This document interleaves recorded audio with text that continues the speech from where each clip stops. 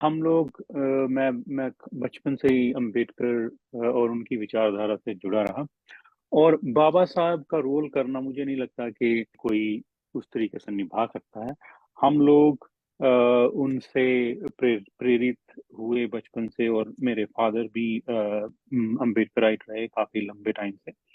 तो मुझे लगता है उससे जो चेंज, जो जो बदलाव, अगर मैं कहूँ इस रोल को करने के बाद, या इस अभी फिल्म रिलीज होने वाली है, तो मुझे लगता है जो जो मैंने फील किया कि जो लोगों का प्यार मिला, खासकर इंडिया से और अपनी कम्युनिटी जो यहाँ से है, कि मुझे लगता है अब और अपेक्षाएं बढ़ गई हैं लोगों की। और मेरा एक निजी जो मुझे एक कहते हैं कि जो प्रॉमिस, अपने आप से एक वादा, कि अभी अभी अभी में और शिद्दत से समाज के उन कामों को करना है जो कि बाबा साहब ने हमें बताए थे, और जो हम लोग कर रहे हैं, लेकिन अभी उसको और शिद्दत से करना है। जैसे हमारा लेखन का काम है, तो लेखन को हम और ज्यादा जिम्मेदारी से कर पाए।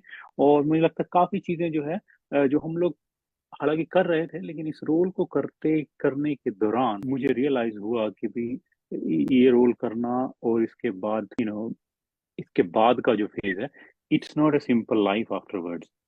कि लोगों का राइट। बहुत, मैं खुद से रोज ये सोचता हूँ कि आज मैं क्या बेटर कर सकता हूँ अपनी लाइफ में, कि हम लोग चाहे बाबा साहब का अगर 1% भी कुछ कर पाए, तो आई थिंक ये एक बड़ी शिक्षा जो हम ले सकते हैं। बिल्कुल, मुझे तो लगता है कि बहुत महत्वपूर्ण है। बाबा साहब को श्रद्धांजलि देने का किसी भी एकेडमिशियन का सबसे अच्छा तरीका यही है कि वो बहुत शानदार अपना काम करे। खास करके आप तो सोशियोलॉजी में हैं और आपका काम बहुत महत्वपूर्ण भी है। आपकी पीएचडी थीसिस भी बहुत ऐसे नजरें खोलने वाली है, नया नए एक तरह से एंट्री पॉइंट्स देती है सारी चर्चाओं में।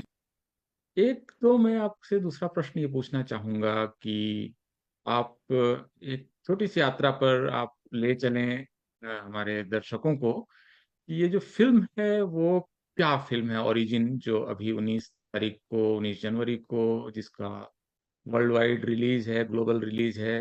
अमेरिका में तो मैं जहाँ हूँ यहाँ पर बहुत बड़े बड़े उसके सिनेमा घर में पोस्टर्स लगे हुए हैं। सबसे बड़े पोस्टर्स मैंने देखे कि ओरिजिन हम्म, फिल्म के ही हैं।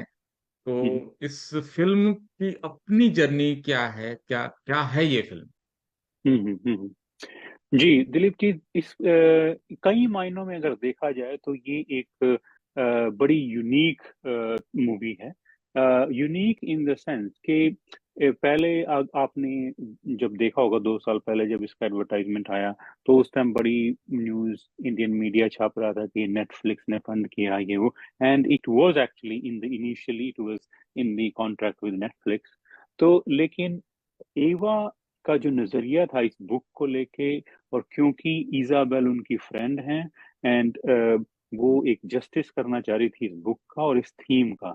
और आपने तो मूवी देखी है आपने, तो अगर इसका एक जो मेजर इसमें, जो जिसमें एवा को सबसे ज्यादा इंटरेस्ट था, कि वाइल राइटिंग दिस बुक, ये काम, ये बुक लिखते वक्त विद इन लाइक 1.5 साल के अंतराल में उनकी उनकी उनके उनकी मदर की डेथ हो गई, उनके हस्बैंड चले गए, उनकी सबसे क्लोजेस्ट फ्रेंड जो उनकी कजन थी वो चली गई। तो मुझे लगा ये जो स्टोरी और ये जो स्ट्रगल, जो इससे मुझे लगता है जो डायरेक्टर एवा डूवर ने वो ज्यादा इम्प्रेस, इससे प्रभावित हुई कि ये, और इसी के दौरान वो इतने बड़े सीरियस थीम जैसे रेस, कास्ट और होलोकास्ट को समझ रही है। आई थिंक ये सारा जो उनको इतना प्रभावित किया, कि उन्होंने इस मूवी के लिए बहुत सारी जो इंडिपेंडेंस उनको चाहिए थी, वो मुझे लगता है नेटफ्लिक्स और इनसे नहीं मिल पा रही थी, क्योंकि ये पहली मूवी है जो बिना किसी स्टूडियो के बनी है। और जब आप किसी स्टूडियो के अंतर्गत काम करते हैं, तो आपको उनके रूल्स रेगुलेशन फॉलो करने होते हैं। राइट। और इसी का रिजल्ट था कि वो मेरे जैसे नॉन एक्टर्स को हायर कर पाई। इंडिया में जब आप सीन देखेंगे, तो जो लोग हैं वो रियल पीपल हैं, जो जो कि एक्टर नहीं है।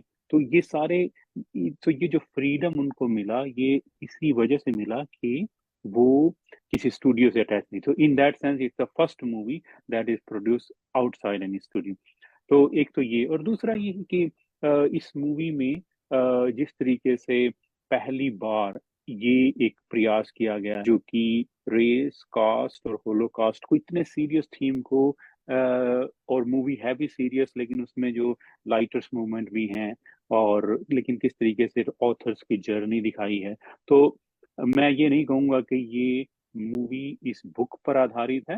हाँ, इस बुक से प्रभावित है, क्योंकि राइट। एवा डुवर्ने ने लगभग 2 साल लगा के इसकी स्क्रिप्ट जो लिखी है, उसके लिए मुझे लगता है उसकी बेस्ट एडेप्टेशन और इसे ओरिजिनल राइटिंग जो ओरिजिनल स्क्रीन प्ले उस कैटेगरी में एवा डुवर्ने आना चाह रही हैं। और तो इसको लिखने के दौरान एवा ने खुद अपना स्टडी किया, अपनी जो उनकी रिसर्च टीम थी, मैं मिला उन सब रिसर्च टीम से, तो काफी कुछ उन्होंने खुद सीखा इतने कैरेक्टर्स के बारे में, खासकर बाबा साहब अम्बेडकर के बारे में। और मुझे याद है कि जब मैं यहाँ से जा रहा था और उनको रास्ते में मैं वो जो लास्ट जो बाबा साहब की अप्रकाशित बुक थी, वेटिंग फॉर वीजा, तो वो मैं उसकी बुकलेट पढ़ रहा था, और मैंने वो जाके एवा को दी वो एक किताब। और मुझे याद है हम लोग जो है उसकी बात करते करते, उनकी एक्सप्लेन करते, हम लोग रो रहे थे कि कितना, तो वो कह रही थी कि इतना कुछ है उनका पढ़ने के बारे में, और वो कह रही है मैं तो बस थोड़ा सा समझ पाई हूँ। एंड आई थिंक उनका जो कमिटमेंट है, जितना भी उन्होंने समझा, उसको उन्होंने बड़े ही बेहतर तरीके से पेश करने की कोशिश करी है इसमें। और हाँ, मुझे लगता है और आप भी ऐड करिएगा कि आपको कैसा, जी। आपने आपका क्या। नेशनल दस्तक की आपसे गुजारिश है कि अगर इसको बचाना चाहते हैं तो नेशनल दस्तक को सब्सक्राइब करने के लिए रेड कलर के सब्सक्राइब बटन को दबाएं, फिर बेल आइकन की घंटी दबाएं। नेशनल दस्तक को बचाने के लिए बहुत ज़रूरी है कि हर खबर को शेयर करें, लाइक करें, कमेंट जरूर करें।